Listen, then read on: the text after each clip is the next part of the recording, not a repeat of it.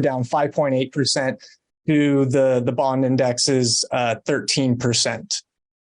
And as challenging, as last year was, one of the biggest highlights that came out of the year was the, historically bad bond market. We had never seen anything like it before. And I'm going to pass it off to Chris here to sort of explain, what happened in 2022 and, just talk about the bond market a little bit more and, kind of what we're looking forward to in 2023. Yeah. So, you've probably heard me mention it a couple of times. If you're a client, you've heard me talk about it endlessly. Last year was not a great year for the stock market, but it wasn't really all that out of the norm. I've been doing this for, 25 years. I've seen a lot of down markets. Last year was a down market. We're going to see more in the future. They are what they are. And it wasn't a horribly terrible market for stocks, with the S&P down, roughly 18%. We've seen much worse. But what was historic about last year, something that nobody for sure in the business has ever seen, and certainly none of our viewers have ever seen, is the historically rough bond market that we saw last year. You really have to go back a century, back to maybe the 20s or the 30s to see a bond market as bad as what we saw last year. When you have an aggregate bond index that's down, 13%? 13%. Yeah. I mean, that's a rough year for fixed income. And fixed income, for those of you that don't fully understand what that is, fixed income are your conservative, safe, fixed interest investments inside of your portfolio. So when you create a diversified portfolio, they're supposed to be your more conservative, more stable sleeve. And if you go back through history, they've typically propped up the stock market in years where the stock market falls. The bond market typically will do okay during those years or provide interest to the portfolio to help balance out the portfolio.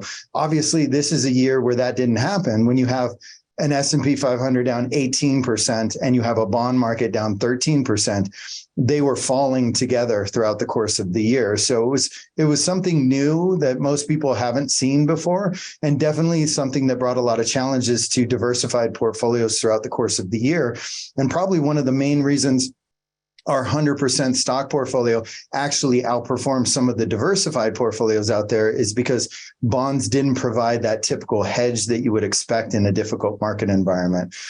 So it definitely brought on some challenges. One of the things that I think was the primary cause of it was the Fed raising interest rates. So we have a chart up there of the yield curve, and it shows, what the yield curve looked like last year versus what it looks like this year. And you can see that interest rates have gone up considerably throughout the course of the last year. And as interest rates rise, the value of bonds fall. So rising interest rates is what wreaked havoc on the markets, or the bond markets. And why it was so historic is where we started from. So we've seen interest rates go up maybe 3.5% in the past, but when you're at 9% and you go to 12%, that's drastically different than when you go from 0 to 3%. Percentage wise, it was such a huge move from where we started to where we got throughout the course of the year, which was why it was so painful for the bond markets as a whole. And Chris, let me just piggyback on that real quick, because you were talking about the indexes, and what are the indexes? It's a bunch of something that represents a whole. Mm-hmm. And typically when an index is down, there's always kind of somewhere that you can find that's still okay. Mm-hmm. So in bonds, let's just say it's an aggregate bond index. There's short, mid, and long term. There's government, there's corporate. Last year was a year where there was just nothing. So it made it way more difficult. There was nowhere you can go and say, well, the stocks are down in general, but we can go into this sector, or we can go into large cap value or small cap growth. There was just nowhere to go out of the, dozens and dozens of places that you can look for. There were only a couple that were positive on the year. And that meant basically you had to own Chevron stock. Right.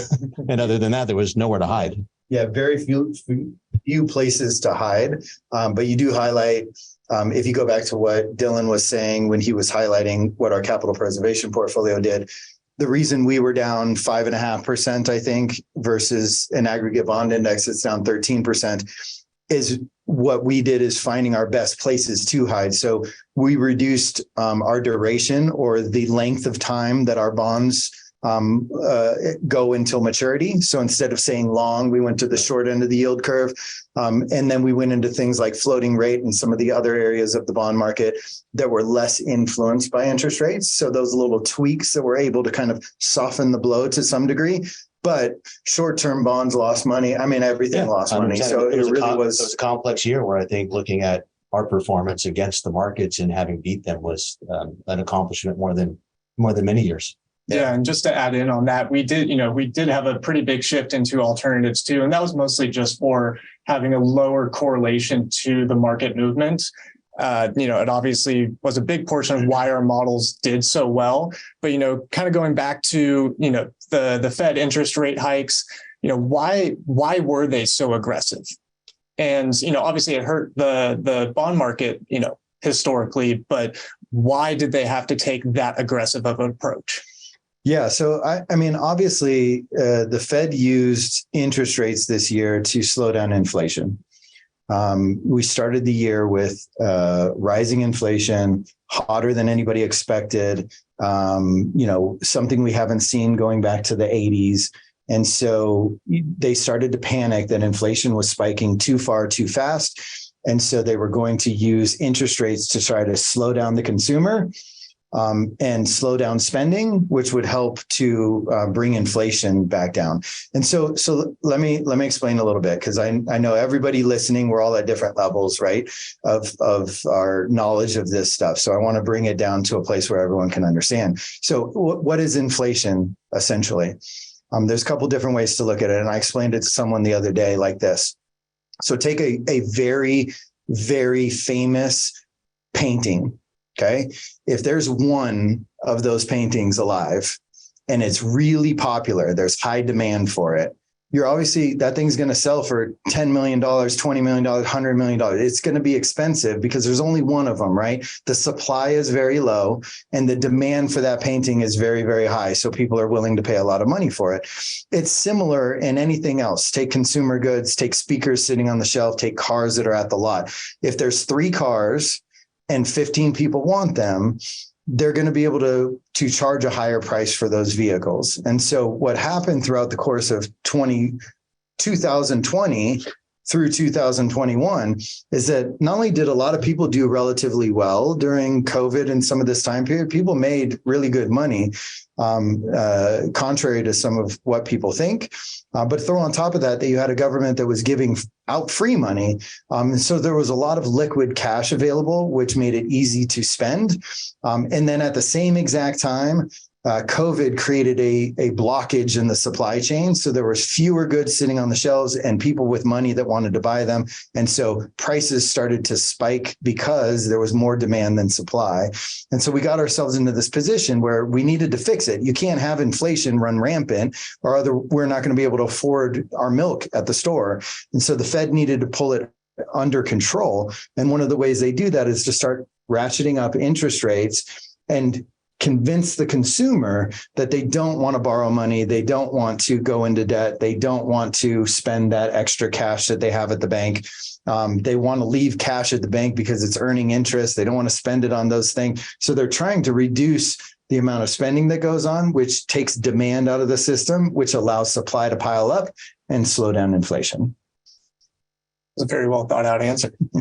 So one of the things we took away from the Fed meeting minutes just this past December was, they're concerned with the optimism in the markets. They're concerned that maybe the market is, thinking the Fed's going to start cutting back on rates in 2023. Why do you think this concern? Why do you think the Fed is concerned? Yes. Essentially is what I'm getting at. Right. So there was a note in the Fed minutes in December that was basically saying that they were concerned about the optimism in the market and that would go against what they were trying to accomplish, which was slow down inflation. What that means is the stock market was rallying a little bit in December.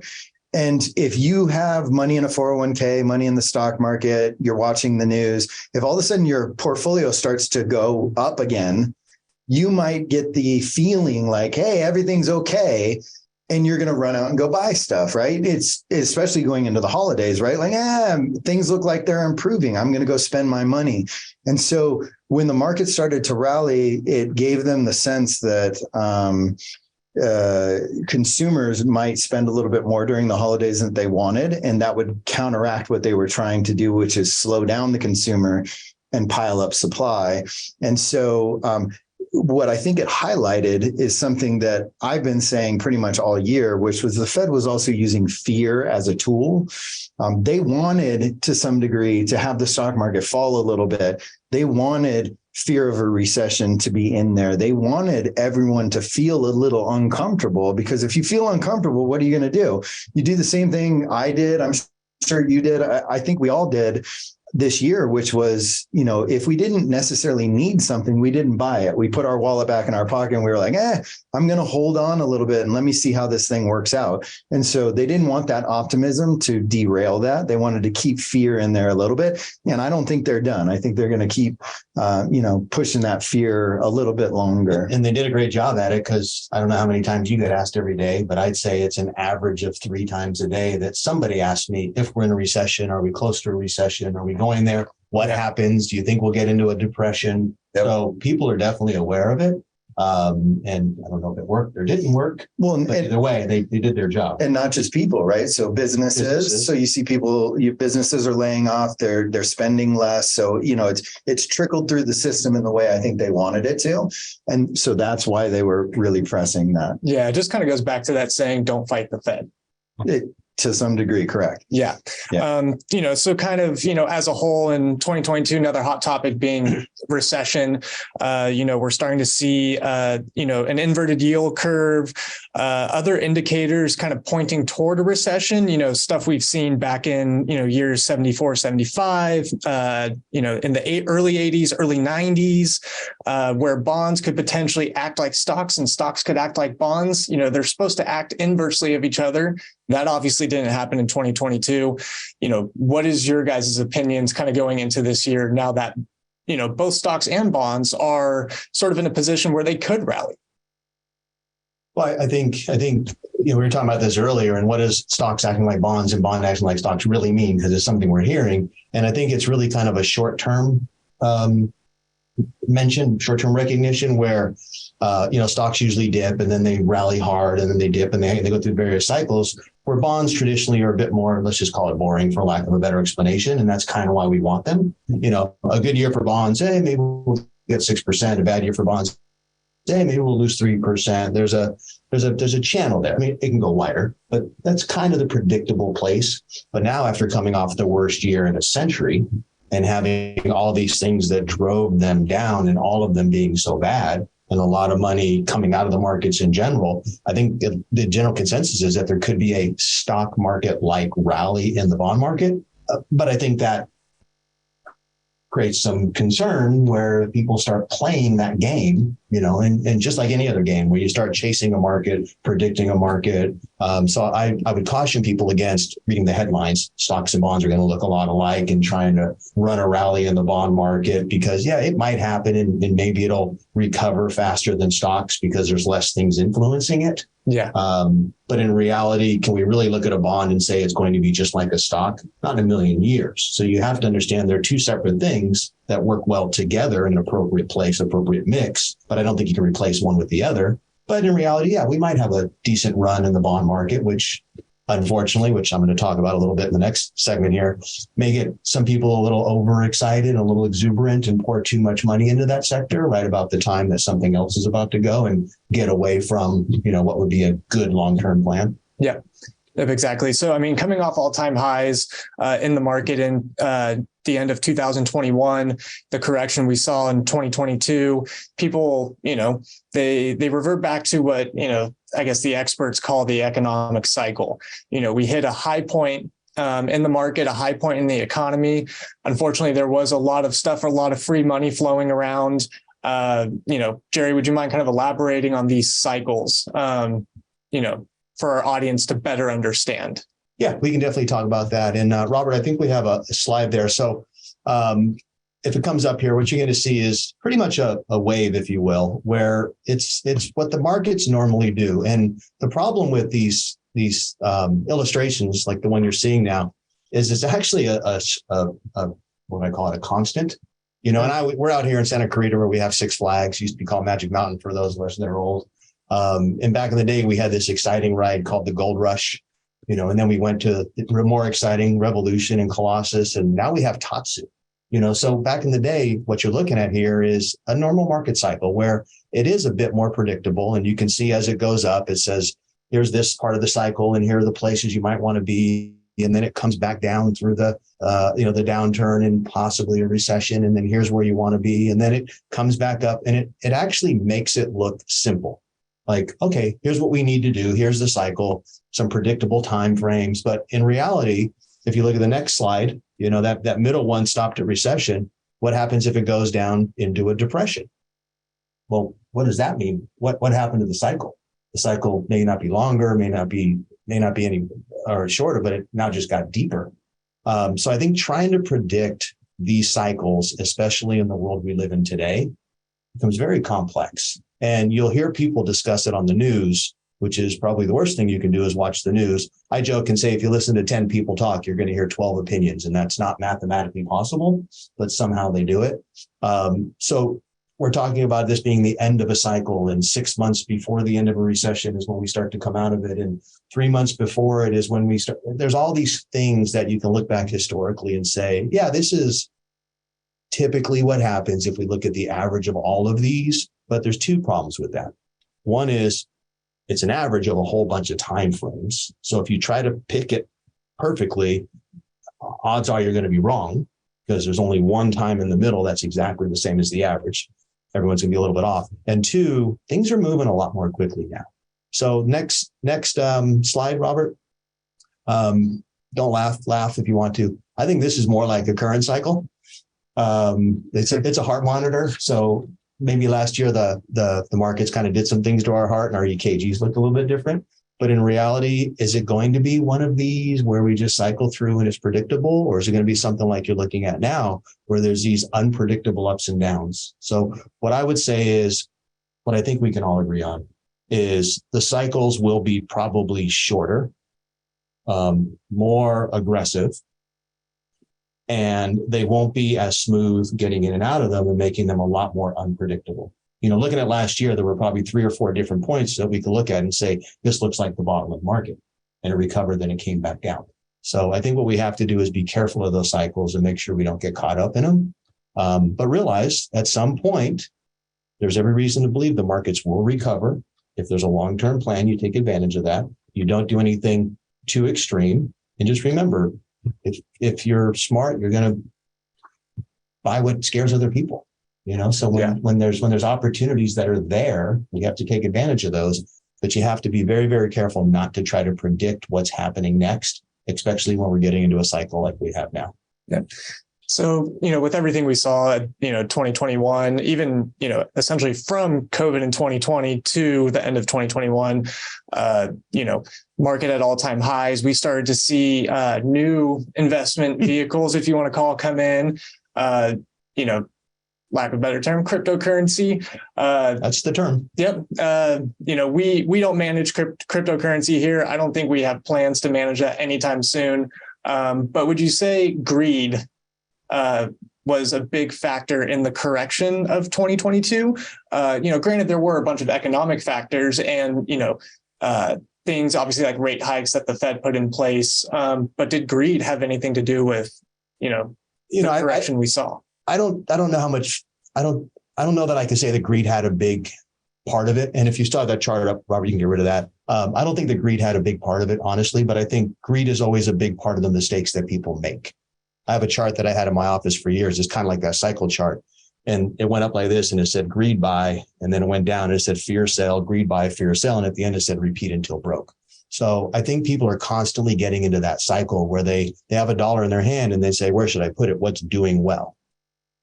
In reality, you should say what's not doing well if you want to do that kind of move. We're going to talk about how that strategy is not the best, we believe anyway, but that's what a lot of people do. And hey, let me look up and see what's the top performing whatever right now. Let me look up and see what's done really well right now. Hey, this one's splitting, or this one's doing that, or cryptocurrency. I think looking back now, there's a lot of people that went, what just happened? The reality of it is, and I'll keep it simple and I'll keep it quick because I don't want to spend a lot of time on this. Yeah. You described inflation very well. Here's how I describe cryptocurrency. This is cryptocurrency. I'm going to give a cryptocurrency. Now, obviously, this is a digital thing. Here, Chris.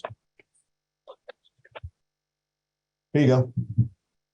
Now, that's going to be worth something someday. You're going to be able to buy a car with that. Okay.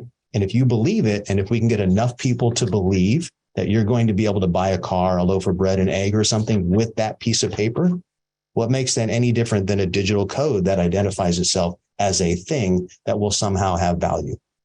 Okay. There's really no value to a coin other than what somebody thinks it is worth and may be worth. So it's not like you can look at it and say, well, these are the earnings. I was given 1,000 coins by a startup cryptocurrency company, and they gave me some, they gave my wife some, and hundreds of other people coins, and then sent us an email and said, now tell everybody how much they're going to be worth. That's how these things start. So not to say you can't make money in cryptocurrency. I've met millionaires that became millionaires in crypto. More people lost than made money. There's a small group that did really well. Most people didn't, but you just have to understand what it is. It's a bet. Yeah, it's a bet. So whether it's that or whether it's a high flying tech stock or something else, just understand that those things are just what they are. And yeah, they can become a part of a portfolio, but they're not going to remain predictable, and the losses can be huge. Yeah, like I've mentioned to you guys before, I think the concept of it is great.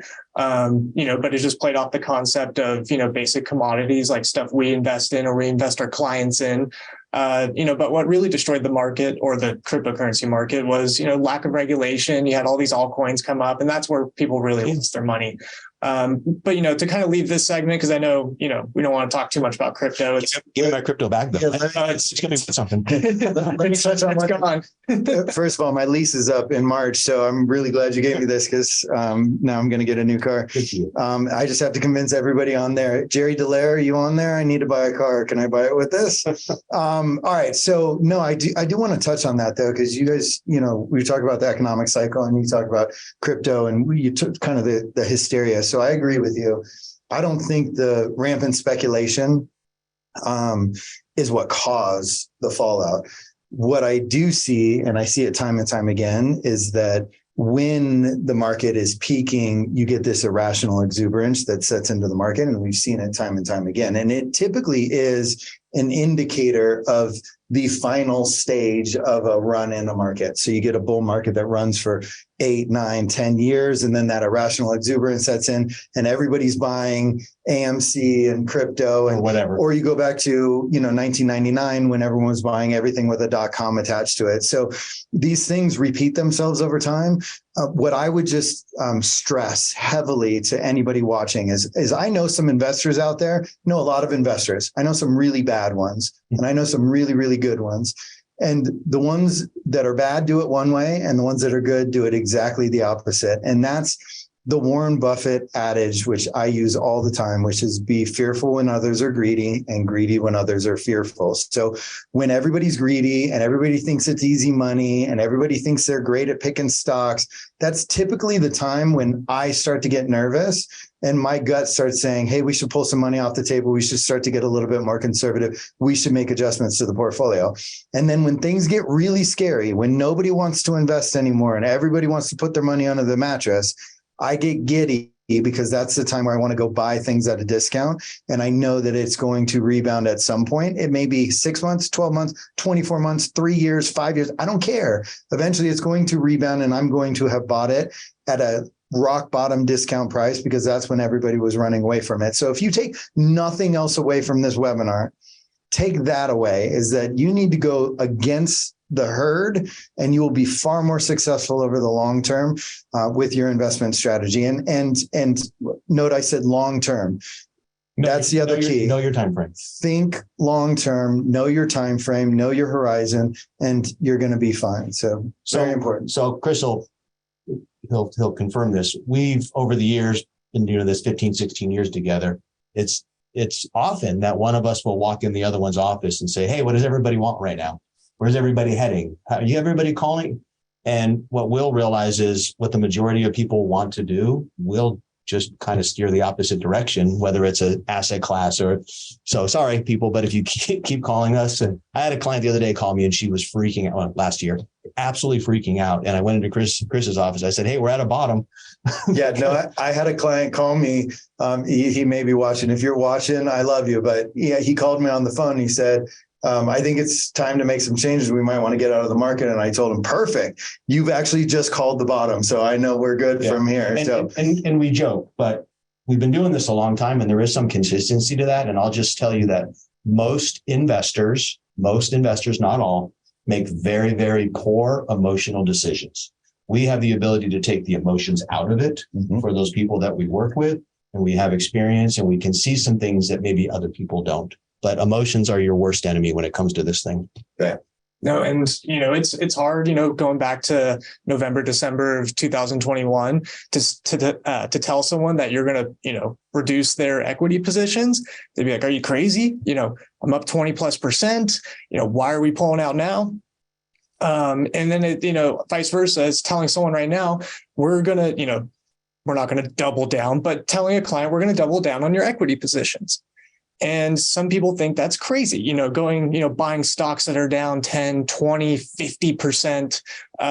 And, kind of like what you said, it's all human psychology. Something, a natural reaction tells you don't want to buy something that's doing that poorly. But that's what our jobs are for, is taking emotion out of this equation, finding value, in these stocks that have been beaten up in, this past year. It's something we've talked about here before. And I know Robert out there I actually heard him say this one day and it made me smile. If something's on sale at a store, 40% off, everybody runs there and there's lines out the door. When stocks are on sale, everybody runs away from them. Stocks are the only thing people don't like to buy on sale. And it just doesn't make any sense. Yeah. And I think, and I'm going to tee you up on this because you did a presentation for our office about it not too long ago. The other thing that, what keeps me up at night is when clients potentially want to make poor decisions with their investment portfolio, or even worse, when those people prey on them and their fear during these time periods. So, you talked about it a little bit. When you start seeing the people that are giving you the guaranteed, it's going to be great, pull your money out of the stock market, which has done terrible, and you should lock it into this whatever investment that's guaranteed, it's a limited partnership or it's a gold investment, whatever. Yeah. There's so many of them and not, but it's that time. Yeah. And I'll just say it. William Devane has been saying it's the absolute perfect time to buy gold for the same exact reasons for about 13 and a half years now. Look it up. William Devane Gold. You can see his YouTubes all the way back 13 years. It's true. He basically says the same thing all the time. And you know what? 6 months ago, 3 months ago, 4 months ago, he was right for a little while. And he's going to tell everybody, look how right I was, and point to that. And he'll make some big gold sales. And then obviously it'll turn around. So you're going to hear a lot of that. The doom and gloom scare you into certain products or certain strategies. And you just have to figure out, you have to understand that most people have an agenda. And a lot of what they say, we'll read something, we'll read the headline, we'll read the body, we'll go down to who wrote it, we'll do a quick Google search, we'll see who they work for and what their general actions are. And we'll go, oh, that's exactly why they said that. Right? They didn't mean it. They don't believe it. They just said it so you'll go where they want you to go, take you by the shoulders if you're scared or confused. Yeah. And I think if you could use it to your advantage, once all that starts happening, if you can see it, read the tea leaves a little bit. No, okay. I might want to go the opposite direction because now I'm seeing the wolves come out and try and prey on us in this fearful time period. And that might be the indicator that I should go the opposite direction and think differently. Yeah. Yeah. So, looking forward, into this year and kind of how we're going to position, our clients and the models and so on and so forth. I'm very optimistic about the long term. Kind of like what Jerry said, nobody likes to buy stocks on sale.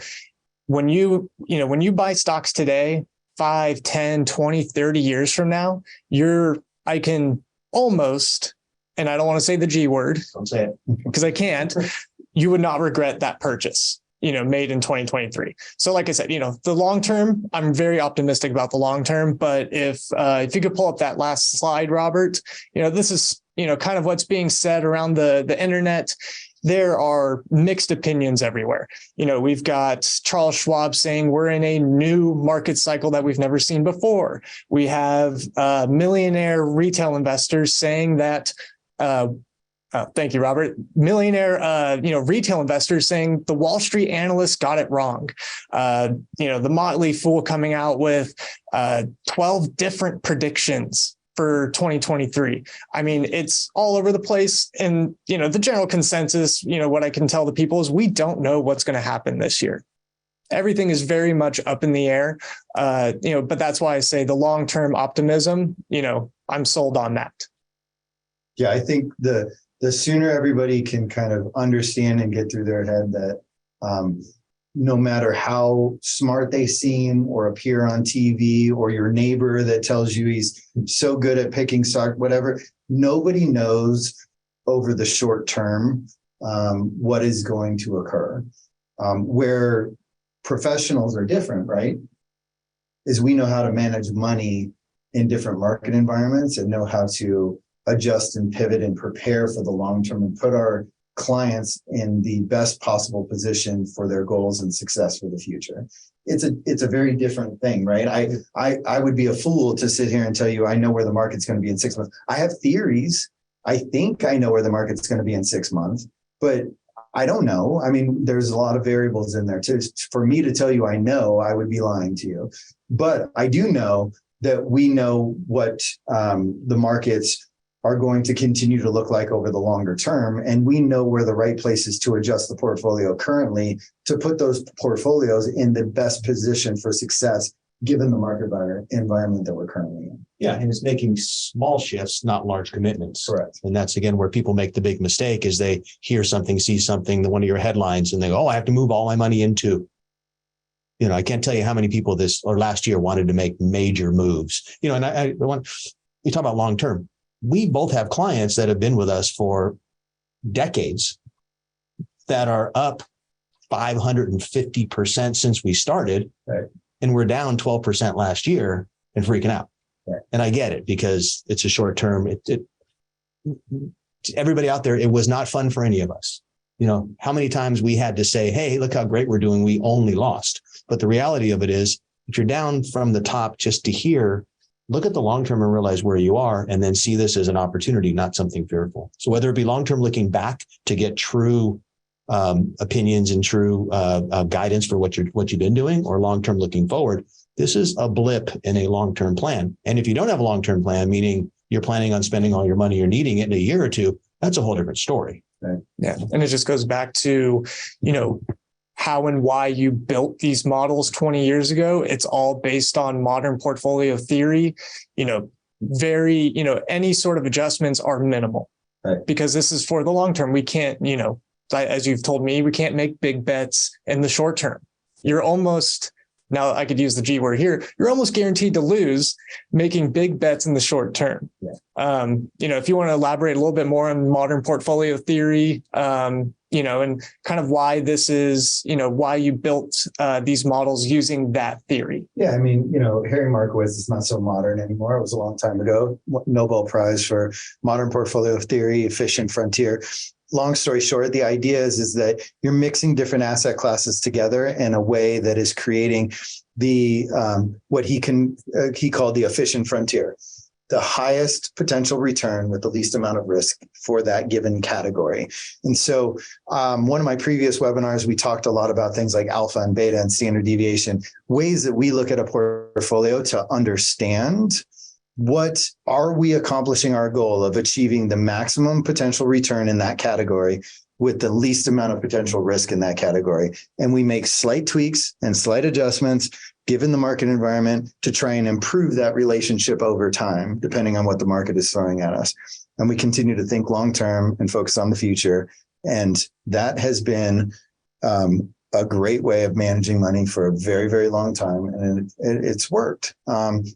Again, I say base hits. We don't need to hit home runs. I'm not trying to make you rich overnight. You want to go get rich overnight? Vegas, crypto, you can go try that stuff. There you go. I'm trying to, and I know we all are, as financial planners, we're creating a plan for our clients to be successful in the future and be able to accomplish their goals. We want a portfolio that is going to give us a rate of return that is somewhat predictable, stretched out over the long term. That's the key word, predictable. Yeah, to be able to get them to a place where they're able to accomplish their goals. I'm not trying to put them on a roller coaster ride to nowhere. I'm trying to put them in a position of success so that when they want to retire, when they want to send their kids to college, when they want to buy that house or do whatever it is that they want to do in the future, that we've built a portfolio that has the highest probability of getting them what they need in order to be able to get there in the future. And that comes with structure and discipline. And it doesn't come with wild bets of trying to jump at the hottest and shiniest thing that's out there at that moment. Yeah. I like how you finished off there with discipline. It's just like working out. No matter how you feel every morning, you get up and you do it. And if you do it over and over and over, you'll reach your goals. You'll, have your health success. And it's the same with investing. Right. No matter how you feel. But who gets no results? People that go on the fad diet, the trendy diet, they switch what they're doing all the time. I got this new workout. I got this new gym. I got this new thing. My brother used to do the celery and Coors Light diet when he wanted to lose weight. It works for him, but it doesn't get more crazy than that. But the people that don't, it's the tortoise and the hare story. Yep. I had a kid at my house one night. He asked me, how'd you get in the shape that you're in right now? My daughter Ella's friend. And I said, it's not rocket science. It's 20 years of eating healthy in a certain way and working out 3 to 5 days a week for the last 20 years. It's the same with investing. It's the long-term process, consistency, discipline, doing what needs to be done. And that doesn't mean that you haven't improved on the things and learned over time. For sure. And maybe done, a little change to the way you work out based on different things that you've learned and different stuff in your age. Right now, you can't train the same way you did because you have a shorter term horizon before you break. So whatever it is, whatever analogies we can use, use the football game. You're going to win games by sticking to a game plan, not in the third quarter, go, let's just try something different. Right. So the more you can stick to the plan and use what's worked, the better off you can be. With some minor tweaks to try to find those opportunities. It doesn't mean you can't try to hit a home run every once in a while, but you're not going to go very far if that's your swing every time. No, not everybody can be a Barry Bonds. Yeah. And I think he cheated. Well, that too, but that's another topic for later. It's more speculation. So, that's why we're here for you guys is, we're sort of your personal trainer when it comes to finances. We're here to keep you disciplined. We're here to keep you on a plan and ultimately here to make you successful in the long term. Yeah, I think 2023 is going to be very exciting. I'm actually, there's different opinions within the office of what exactly 2023 looks like. I'm cautiously optimistic of what I think it's going to look like this year. And so I'm looking forward to this year and I'm looking forward to, sharing that information with you guys. And so, I would probably end with, reach out to us, talk to us. If you have concerns or you want to know what's going on or you want more information, that's what we're doing right now. We're taking phone calls, meeting with clients, reassuring them of where they are, where they want to be in the future, and that they're still going to be able to get there. And I can't tell you how many appointments I'm having. I guarantee you're the same. Am I going to be okay? Punch all the numbers in, look at everything and go, yes, because we built the plan to be able to withstand these kinds of environments. So if you're nervous and you want to talk to somebody, give us a call. It's that call. And the other call that I'm getting a lot is, I thought I could do this on my own. Last year taught me differently. And I'm getting a lot of people that want to talk to us that, and so don't be embarrassed. Don't be shy. We're not going to force you to leave your money here when you leave, but we're happy to talk to you. And if it feels like there's something that we may be able to do a little better than you, maybe we'll form a relationship or maybe for a part of it. But whatever it is, we just want to help. We live in this community, and this community is getting bigger and bigger outside of Santa Cruz. But we're here for anybody that has a question, has a concern. You're welcome to come in. There's no pressure. We may have a tip jar, but we're not going to charge you just to talk to you. Do we do a tip jar yet? Everybody does. Yeah, we should. Though. We should. A little iPad where you turn around. There you go. Yeah. Start at 20%. Yeah. So I'm gonna maybe we'll go across. Thank you for your time. If you watch this from beginning to end, that's awesome. If you didn't watch it all, it'll be recorded and you can see it later. And I'd like to say thank you and appreciate everybody's support of Prosperitas Financial and the growth that we've had over the last couple of years. We're looking for more growth, and this is only part of the team. As Chris mentioned earlier, you're going to meet the rest of the team in future webinars. So yeah, we appreciate you. And we're looking forward to a great 2023. Yep, guys, thank you, everyone. It was nice to be on the show for my first time, and you guys will be seeing a lot more of me. I'm sort of going to be the host, as they call it, in future webinars, and, it definitely won't be the last time you see these guys. So thank you all again. If you have any questions, you know how to contact us, shoot your advisor an email, give us a call on the phone. We'll be happy to talk to you, happy to walk you through, anything we sort of discussed in this webinar.